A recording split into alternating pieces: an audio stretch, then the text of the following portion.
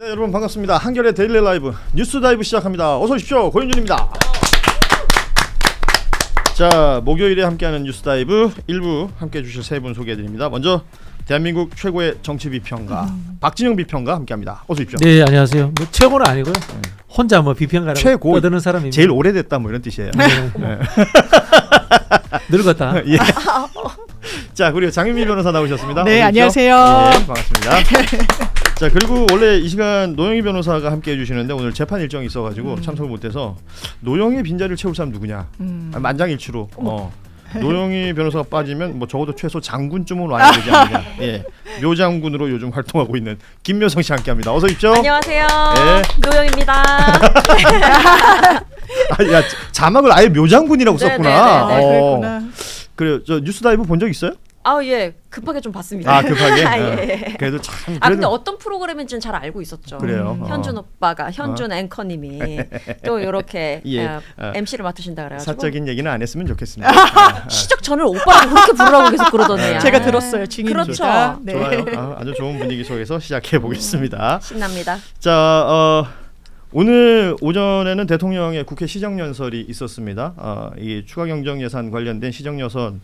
그 지난번 윤석열 시절에는 이 시정연설 안 갔잖아요, 아예. 그랬죠. 예. 그렇죠. 그러고 나서 정부 바뀌고 대통령 바뀐 다음에 시정연설이 진행되니까 무언가 정상화되는 것 같다라는 평가들 하고 계신데 이 이야기는 잠시 뒤에 좀 더 자세히 해보도록 하고요. 먼저 어제 있었던 그 내란 특검에서 신청했던 체포영장, 윤석열 체포영장은 기각이 됐고요. 네. 그리고 김용현에 대한 구속영장은 발부가 됐습니다.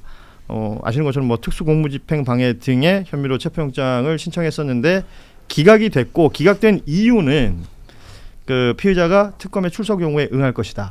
예, 그러니까 기각. 그랬더니 또 특검에서는 바로 이제 모레죠, 28일 날 네. 출석을 해라. 난 재밌는 건 이건 것 같아요. 9시까지 와라. 아니, 난 10시까지 갈 건데. 예, 지금 이런 시간들이 지나가고 있는 겁니다. 이거 왜 이러는 걸까요? 1시간 늦게 나오려고 하는 이유는 뭘까요? 그러니까 많은 분들이 추측하기로는 9시에 일어나기가 어렵다라는 이야기들을 많이 저렇게 하시는 것 진지한 같고 표정으로 이런 가벼운 말씀을 하시다니 너무 놀랐어요, 지금. 네. 아마 그 가짜 차량을 보냈다는 의혹이 있을 정도로 출근해도 상당히 불성실했는데 본인 왜냐면 김건희 씨도 막 야간에 편의점 가고 뭐 이랬었잖아요. 네네. 그런 걸 보면은 어쨌든 좀 야행성 생활을 하는 것 같고, 뭐 아주 가까운 사람들이 뭐 아주 이제 긴 시간 동안 술을 마신다 어쩐다 이런 거는 거의 공지의 사실처럼 돼 있었기 때문에 이럴 수는 있을 것 같아요. 이제 보통 저희가 이제 재판 시작도 10시에 해요. 오후 재판은 이제 2시에 시작. 예. 경찰 조사든 검찰 조사든 오전 조사라고 하면 본인들도 이제 출근해서 막 준비해야 되니까 10시 통보를 하는 게 조금 간행적으로 굳어진 시간인 건 맞아요. 그러니까 왜 나를 9시까지 오라고 하냐. 예. 나 이제 멀쩡하게 잠도 깨고 좀 명료한 정신으로 조사받을 건데 뭐 이런 얘기를 하는 것 같아요. 10시에도 명료할 것 같지 않은데요. 아니, 그럴 근데 수 있죠. 그 이 평론의 영역이 좀 우스꽝스러워진 것 같긴 해요. 우리가 맞아요. 왜 9시, 대상이 10시 이런 걸 우스꽝스러우니까. 예. 따져야 되나.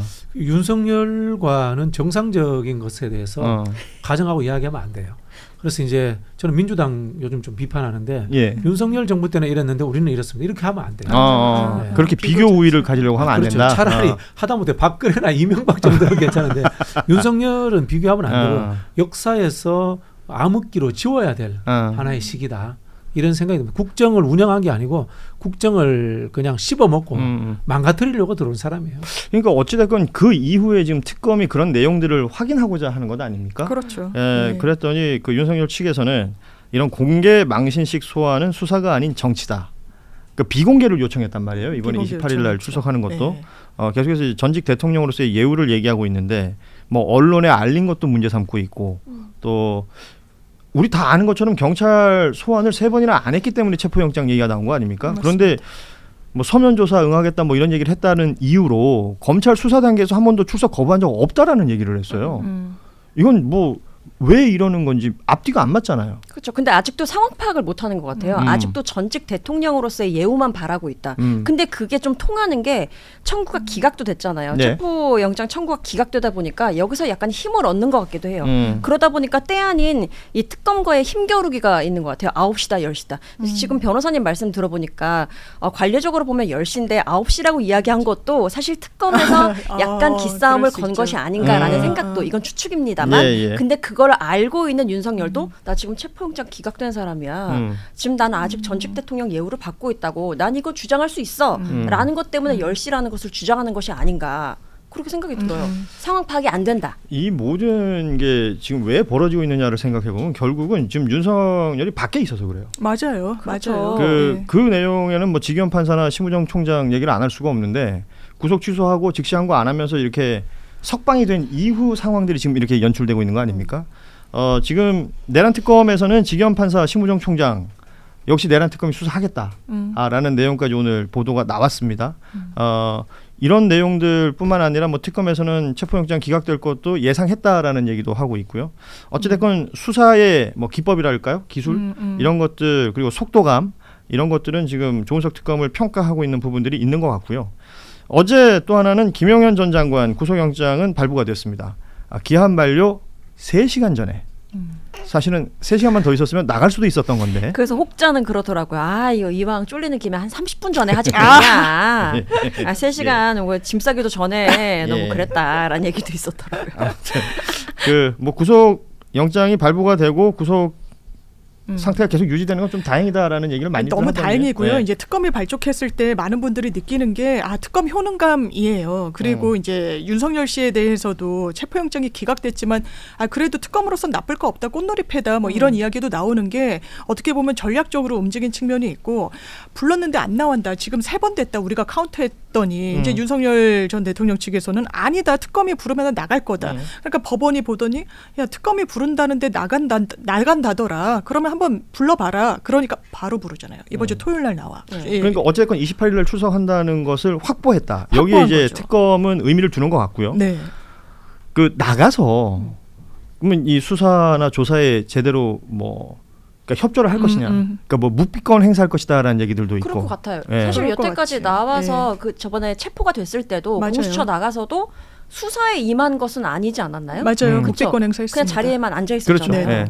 그럴 때는 이번에 특검에 나간다고 해도 과연 수사에 협조할 것인가는 또 다른 문제죠. 맞아요. 사실- 패턴이 너무 동일한 네. 게 그때도 공수처가 수사할 권한이 없다. 수사 권의 문제를 그러니까 아예 관문을 통과하기 전부터 지연말단적인 어떤 형식적인 문제를 제기했는데 지금 또 그래요. 특검은 위헌적으로 탄생했다. 이게 특검법 자체가 위헌적이라서 나 문제 삼을 건데 너네가 나를 왜 부르냐라는 그러면 그 논리의 끝에는 진술을 할 필요가 없는 거죠. 이 위법한 수사기관이 나를 불러서 하는데 그러니까 동일한 패턴으로 아마 진술을 하지 않고 그냥 묵묵부답하다 내지는 뭐 코웃음을 치다 이런 식의 이런 조서만 남길 그러니까 뭐 가능성이 저 윤석열 측에서는 계속해서 절차 얘기하고 있고 뭐 정당성 얘기하고 있고 그렇습니다만 체포 여부 그리고 뭐 소환 조사를 한다라고 하면 그 이후 구속까지 이어질 거냐 이게 또 관심사예요. 저는 조은석 특검 스타일로 봐서는 구속까지 이어질 거라고 봅니다. 어허. 무조건 밀어붙이는 분이다. 네. 라고 이렇게 정평이 나 있더라고요. 예. 좀 속된 표로 윤석열 못지않다. 그러니까. 이런 네. 이야기도 있었고요. 사례로 생각을 해보면 윤석열이 박영수 특검 밑에서 박근혜 특검 했을 때 그때 했던 무지막지한 행동들을 한번 생각해 보십시오. 똑같이 당해야 됩니다. 지금 아마 그 판을 본인도 알기 때문에 맞아요. 어떤 형태든 대응을 하려고 하는 것 같은데 기존에 뭐 경찰이나 공수처에서 소환했을 때 느낌하고는 좀 다를 거예요. 특검은. 잘 다를 겁니다. 그 부분을 얘기 많이 하고 있고 또 하나의 특검 최병 특검 이명현 특검 쪽에서 박상진 특검보는 또 김건희 특검 쪽에서 이 김건희 씨 원칙적으로 체포하는 것 체포영장 발부하는 게 맞다라는 입장 그리고 소환 시점에 대해서는 수사 진행되는 과정 보면서 검토하고 있다. 이런 입장들이 나오고 있다는 것까지 전해드리고요. 특검 관련된 후속 보도들은 포탈을 참고해 주시기 바랍니다. 예. 근데 원래 이렇게 진지하게 이렇게 진행을 하셨어요? 네, 너무 진지한 편이시죠. 당황스러워. 왜 그러지? 평소에도 우리 진지하지 않니? 아니 재미없는 건 알았는데 이렇게 진지한 건 몰랐거든요. 우리 보도 프로그램입니다. 그래요? 예. 뉴스 너무 라이브 올라가지고 지 지금.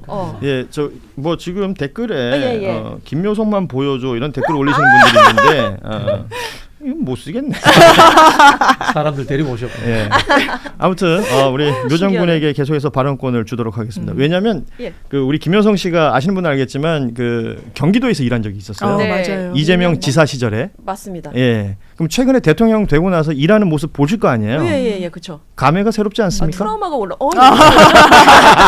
트라우마. 저 볼 때마다 근데 국무회의도 그렇고 되게 심장이 쿵쾅거려요. 아하. 사실. 국무회의를 보면서 남일 같지 않은 게 경기도에서도 사무실에서 우리 뭐 임원급 회의들이 어떻게 진행되고 있는지 다 라이브를 했었어요. 사무실에서 우리 국장님이 우리를 대변해서 어떻게 잘 도지사 앞에서 말하고 있는지 이것까지 다 보게 됐었거든요. 그럼 직원분들이 보시는 거네 그 회의를 그렇죠. 생방으로. 맞습니다. 뒤로 가서는 뭐 비공개 부분도 있긴 했지만 앞쪽 부분 늘 볼 수 있었어요. 그러니까 우리 국장님이 우리가 일하는 걸 잘 말씀을 드려야 되잖아요. 예. 지사님한테. 그래야 안 혼나잖아요. 근데 국장님이 본인이 일한 것처럼 얘기하지 않습니까? 아니 잘 그랬으면 좋겠는데 일을 했는데 안 했다고 막 그러니까. 어머, 진짜 그럼 우라가 그러면 치밀겠구나. 단톡방이 항상 이렇게 열려 있습니다. 국장님 지금 저는 그 수치가 이렇다고요. 빨리 제대로 말씀하세요. 그렇구나. 그런 게 이제 보다 보니까 체득하다 보니까 국무회의를 봐도 이게 남일 같지가 않다. 저 우리- 장관이 똑바로 이야기를 해야 되는데 막 이런. 예. 묘성 장군님은 아하. 절대 대통령실로 가시지 않는다는 거. 그렇죠. 경기도지사 시절에 이재명 대통령의 그 일하는 것에 한번 경험이 있으니까. 경험이 있기 되었다. 때문에 막 이런. 예. 감사합니다. 언제부턴가 가고 싶으세요? 추천해드릴까요? 언제부턴가 방송을 많이 하더라고요. 혹시나 네. 부를까봐 그런 거 아닌가 싶기도 하고. 안 가려고. 근데 제가 한 게 없어가지고 이번 대선에. 예. 네, 뭐. 예. 괜찮아요. 굉장히 좋아하셔요. 대통령께서. 뭐 많은 분들이 이재명 대통령을 경험해 보신 분들 또 일하는 스타일을 아시는 분들은 함께 일하시는 분들이 얼마나 고달플까 이런 얘기들 많이 하세요. 그래서 뭐 그렇구나. 강훈식 실장이나 경희정 대변인 얼굴빛이 좀 안 좋아지는 것들도 짤로 나올 그렇지는 정도니까. 않은데. 예. 저는 뭐 이제 직접적으로 같이 하진 않았습니다만은 성남시장 시절 굉장히 제가 가까웠거든요. 해보면은 많은 일 중에 영어를 좀 쓸까요? priority. 무엇을 먼저 할 것인가. 여기에 대한 판단력이 굉장히 빠르세요. 그러니까 그 속도감은 굉장한 것 같아요. 네. 그 뭐 오늘 시정연설 얘기도 하고 광주에서 있었던 뭐 타운홀 미팅 관련해서도 좀 얘기를 하겠지만 일단은 시정연설, 그러니까 대통령이 추경 관련해서 시정연설을 하러 왔고 풍경을 좀 설명을 해드리자면. 그러니까 뭐 대통령이 할 수 있는 연설은 뭐 내용들 이제 보도도 많이 됐잖아요. 그러니까 경제에는 여야 없다. 그리고 속도가 중요하다. 이런 얘기하면서 쭉 할 얘기했습니다. 그리고 퇴장하는 장면 그리고 연설 말미에 네. 국민의힘 의원들에게 어려운 자리에 함께 해주셔서 진심으로 고맙다. 오늘 시정연설. 맞아요. 예, 이 얘기를 했고 퇴장하면서 뭐 야당 의원들하고 악수를 하기도 하고요. 맞아. 뭐 사실은 뭐 박수를까지 치지는 않았지만 또 야당 의원들도 나갈 때 기립해서 예. 뭐 이렇게 모습이 연출이 됐었고 뭐 권성동 의원은 대학 동문으로 또 잘 알려져 있는데 어깨 툭 치기도 하고 그러면서 또 김민석 총리는 후보자 쓰면 안 된다 뭐 이런 얘기 했다 그래요. 네. 이 전체적인 장면 한번 좀 평가 좀 해주십시오. 예. 이재명 대통령이 역대 다른 대통령들하고 대통령이 되는 과정이 좀 달라요. 예를 들어 볼게요. 김대중 대통령은 선생님이었어요. YS도 민주투사였어요. 예. 자, 그 아주 높은 분들이야. 그 다음에 노무현 대통령 제가 좀 제외하겠습니다. 예. 이명박 대통령도 대통령 되기 직전에 이미 정치권에 들어올 때 현대건설 사장으로서 중진으로 들어왔어요. 그렇죠. 박근혜 대통령은 공주였고 예. 윤석열은 검찰총장이었고 예. 그런 사람인데 이재명 대통령은 성남시장부터 해서 정치인들과 동등하고 평등한 때로는 국회의원들 봤을 때는 시장이야? 시골 사또야? 이런 형태에서부터 정치를 시작했단 말이에요. 그래서 사람들 간의 관계가 굉장히 동등하고 또 그 과정에서 좀 소탈한 이런 관계가 형성돼 있어요. 예. 그러다 보니까 그 사람들과 어울리는 게 격의가 없다. 뭐 이런 지점들이 있고요. 또 개인적인 성향으로서 제가 봤을 때는 굉장히 재밌는 물이고 좀 더 나가자면 살짝 개구지다 라고 할 만큼 농담도 잘하시고 장난도 잘 치고 예. 그런 분이에요. 그래서 정책의 속도와 정책을 집행할 때의 카리스마와 달리 대인관계와 정치인들의 관계에서는 사람을 표현하자면 녹이는 재주가 있어요. 그래서 저는 한 1, 2년 지나가면은 야당도 다 녹아버릴 것 같아요. 시간이 조금만 더 흘러나면 예. 그 시정연설 이렇게 마치고 그 용산 대통령실로 가는 길에 그 대구탕집에서 식사를 했나 봐요. 그러니까 보통은 이제 식사 좀 늦어졌다. 그래서 구내식당에서 뭐 준비가 되고 이랬던 것 같은데 가는 길에 그러니까 소상공인들의 경제가 살아야 된다라는 취지의 행동으로 지금 해석이 되고 있더라고요. 그 대구탕집이 지금 많은 분들이 녹아났다. 여기 그렇죠. 벌써 소문이 나고 있고, 핫플. 뭐 이렇게 되고 있다는 얘기까지 지금 전해지고 있습니다. 네. 그리고 어제 있었던 광주 전남 타운홀 미팅 얘기를 좀 할 텐데, 뭐 좀 많이 알려졌지만 광주와 전남 무안 간의 가장 큰 이슈 중에 하나가 군 공항 이전 문제가 있는데요. 이 내용을 두고 광주광역시장 그리고 전남도지사, 뭐 무안 군수, 이 지자체장들 다 현장에 있었고, 또 여기는 그 지난 뭐 제주항공 그 참사의 유가족분들도 오셨고요. 그 지역 현안에 이야기할 수 있는 분들은 많이 참석하셨습니다. 그걸 대통령이 진두지휘하면서 이 타운홀 미팅을 이끌어 나갔는데, 사실 타운홀 미팅이라는 게 가지는 뭐랄까 일종의 컨셉 같은 게 있는 거잖아요. 그렇죠. 타운홀 미팅이라는 것은 높은 사람이 없다는 뜻이에요. 이게 이 유래가 맞을지 모르겠는데 뭐 영국에서 교회에서 시작되었다는 썰도 있는데, 사실 제가 들은 바로는 이제 미국의 초기 이민자들이 만든 거예요. 영화 갱스 오브 뉴욕이라고 기억나십니까? 네. 다니엘 데이 루이스하고 또 디카프리오가 나왔던 건데, 네. 그게 이제 그 당시에는 뉴욕이에요. 뉴 암스테르담이에요. 예. 이민자들이 자기들끼리 다운타운에 홀에 모여가지고 싸우기도 하고 뭐 이렇게 합니다. 거기에서 누군가 한 사람이 이제 마이크를 잡는 거야. 높은 데 있는 게 아니고 그 사람이 주재하면서 동네의 주제들을 토론해서 결정하는 과정. 네. 이게 이제 타운홀 미팅의 유래다라고 이야기하고요. 우리가 아는 프레지던트도 제가 알기로는 타운홀 미팅에서 나왔다고 알고 있어요. 프레지던트가 프레라는 접두어고 지던트가 위치예요. 높은 데 있는 사람이 아닌 왕정국가가 아닌 미국의 이민자의 나라니까 예. 모두가 평등한데 주재하는 사람은 살짝 앞에 앉아있다. 이런 뜻에서 프레지던트가 나왔다라는 거 이야기하는 분들이 예. 있거든요. 그렇게 해서 동등한 입장에서 의제를 해결한다. 이런 뜻인데요. 이번도 마찬가지입니다. 여기에는 두 가지가 작동하는데요. 지역 이기주의가 작동하고 부처 간 이기주의가 작동합니다. 광주공항이. 빨리 예. 무안으로 왔으면 좋겠고 모든 것이 광주 입장에서 아직도 광주에 좀 남았으면 좋겠고 그다음 부처 입장에서는 이게 공항은 국토부 관할이에요. 근데 이게 군공항이니까 국방부도 있어요. 예. 그다음 소음 문제라는 건 또 환경부 소관이에요. 근데 광주시장이나 전남도지사에게는 이런 부처 간 문제를 조절할 권한이 없어요. 이건 중앙부처에 있는 거야. 예. 그러다 보니까 지역 이기주의에서 갈등이 있었는데 전부 다 내몰라라 했던 거예요. 대통령도 관심 바뀌고. 그럼 이걸 해결할 수 있는 사람은 누구냐? 대통령밖에 없는 거야. 그럼 역대 대통령들은 왜 해결하지 않았느냐? 갈등의 순간에 금방 말씀드렸던 지역 이기주의 문제, 부처 간 이기주의 문제가 존재하는지 모르는 거야. 왜? 행정을 안 해봤으니까. 그렇군요. 근데 예. 이재명 대통령은 성남시장, 경기지사를 해봤으니까 지방정부의 권한, 중앙정부의 권한, 부처 간의 이기주의 이런 걸 다 아는 거예요. 예. 그래서 나는 해결할 수 있다. 해서 가신 거예요. 그러니까 보면 광주랑 무안 간에 사실 갈등이 있을 수 있잖아요. 예. 그러면 양쪽에서 절충을 하려고 하면 양쪽이 다 희생자라고 스스로를 생각할 수 있잖아요. 그러다 보면 양쪽에서 대통령이 중간에 절충을 하려고 했는데 양쪽에서 까임을 당할 수 있거든요. 대통령이 제대로 절충을 못 해가지고 우리를 다시 뭐 희생양 예, 만들었다. 어느 한쪽도 만족을 시킬 수 없는 그런 위험성이 있기 때문에 개입을 하지 않거든요. 잘. 근데 여기는 개입을 했다는 것은 그것 외에 어떤 자기의 리더로서의 신뢰 이거에 대한 자신이 있는 것 같아요. 그러니까 본인 맞아요. 대통령이 가지고 있는 권한을 어떻게 써야 되는지를 알기 정말 때문에 잘하는 것 맞아요. 같아요. 그 타운홀 미팅 뭐 유래도 쭉 얘기해 주셨지만 저는 보면서 방송 진행하는 사람 입장에서 굉장히 명 MC다.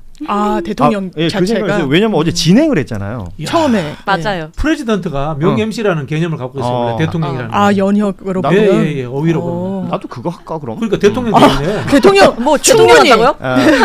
그뭐 다른 형태보다는 좀 늦게 출근하고 다른 차 내려보내고 뭐 이런 건 다 근데 잘할 지금 수 있어요. 대통령 보면 전혀 그렇지 않잖아요. 그러니까. 그 사람은 네. 대술령. 대술이야. 자, 아무튼 이 광주 타운홀 미팅을 보면서도 많은 분들이 일머리, 일 있다. 잘한다. 결국 이 군 공항 문제는 대통령실에 TF 만들어가지고 해결한다라는 결론까지 내린 거예요. 그 이후 상황을 또 짚겠지만 보면 그런 것 같아요. 후보 시절에 뭐 지역을 다 다녔지 않습니까? 골목골목 경청 투어도 하고. 그때 본인이 다 봤던 현안들이 있는 겁니다. 그런 것 같아요. 그 현안을 가지고 대통령 된 이후에 다시 가서 해결하는 모습이거든요. 네. 우리 대통령 선거 뭐 수차례 해봤지만 선거를 통해서 내 삶이 어떻게 바뀐다라는 생각 크게 못 하잖아요. 못하죠. 느껴지지 않았으니까 지금까지. 그리고 뭐 공항이 생긴다고 말만 하고 도로가 생긴다고 말만 하지 그게 진짜 대통령의 어떤 행정력으로 생긴다는 인지를 잘 못하는데 그걸 보여주는 모습 같아서 굉장히 새로운 모습이었다. 그 자기가 한 일에 대한 기억력이 좀 좋은 것 같다라는 생각이 메모를 들었어요. 그렇게 하니까. 네, 메모를 늘 하고 그리고 어제 국토부 관련해가지고 결제 부분에 대해서도 이야기를 했잖아요. 네. 내가 무엇을 결제를 했는지 그 내용이 무엇인지 그 파악이 제대로 되어 있다. 이것만으로도 신뢰가 그렇지. 좀 내가 쌓이기 결제한 때문에. 내용 이거던데 그거하고 지금 여기서 그렇죠. 듣는 얘기가 다르네? 이런 그러면 얘기를 한 공무원도 거예요. 움찔하게 되는 거거든요. 완전 디테일에 강한 네. 거는. 아, 그거 공무원들 그 우리 어떡하냐. 이재명 대통령의 옛날 생존 전략이 있습니다. 네. 적자 생존. 아. 적자. 그렇지. 적자 메모. 생존. 적자 생존. 아. 예. 아, 그런 진짜 아재 개그인데. 네. 적자 생존. 그래서 재밌는데. 저도 좋아요. 좀 실용주의적인 게 이게 정규재 씨하고 토론할 때 그런 이야기가 나왔는데요. 보통 우리 진보냐 보수냐 이야기를 하면은 집권하면은 자기들의 이념 성향에 맞는 이데아를 설정을 합니다. 맞아요. 뭐 네. 소득주도 성장을 해야 되겠어. 또 뭘 해야 되겠어 설정을 하는데 사실 우리가 정의가 무엇이냐 또는 공정이 무엇이냐 이렇게 생각을 해보면요. 부정의한 거, 불공정한 거를 없애는 게 정의이기도 하고 예. 그게 또 공정이기도 해요. 음. 쉽게 말하면은 국정이라는 것이 잘한다는 것은 기존에 못했던 것들, 불편한 것들을 하나 해결하는 없애면 거. 되는 거예요. 음. 과도한 목표 정하지 않고. 예, 네. 당장 이재명 대통령 때문에 너무 편한 게 접경지 사람들 대북 전단지 문제 바로 그러니까요. 해결됐잖아요. 그렇죠. 맞아요. 공항 문제 남들 해결 안 하려고 하잖아요. 그게 거대한 이념적 목표가 아니라 실생활에서 불편한 것들 하나하나 없애는 것. 이게 사실은 정의의 구현이에요. 그렇습니다. 그런 아. 부분에서 실용주의라는 것은 무엇인가? 점진적으로 개혁하면서 아하. 국민들이 불편한 삶을 없애는 것이다. 이렇게 좀 받아들이시면 좋겠고요. 옛날에 유명한 철학자가 이런 이야기합니다. 지상에서 이념적인 천국을 만들려고 하면은 지옥을 만든다. 아. 그게 칼포프라는 사람이 했는 이야기인데요. 예. 히틀러라든가 스탈린이 이념에 맞는 이상향을 현실에서 만들고 싶었어. 그래서 어떻게 했으면 사람을 죽이는 지옥을 만들었다. 예. 결국은 현재 우리 인간 사회의 이상향이나 천국이라는 것은 지옥에 해당되는 걸 자꾸 없애는 거예요. JYP의 영화로 보는 정치 페니실리님이 댓글 달아주셨는데 아, 그래요? 저희가 지금 기획하고 있습니다. 오, 예, 오늘은 진짜요? 갱스 오브 뉴욕 잠시 나왔고요. 지난번에 그 역사도 한번 얘기한 적이 있습니다. 고구려 봉상왕 예. 아무들 기억하시는 분들이 있을 텐데 와우. 뭐 매주 JYP와 함께하면 좋은 상식들을 쌓으실 수 있다. 교양이 아주 예. 축적됩니다. 좋아요.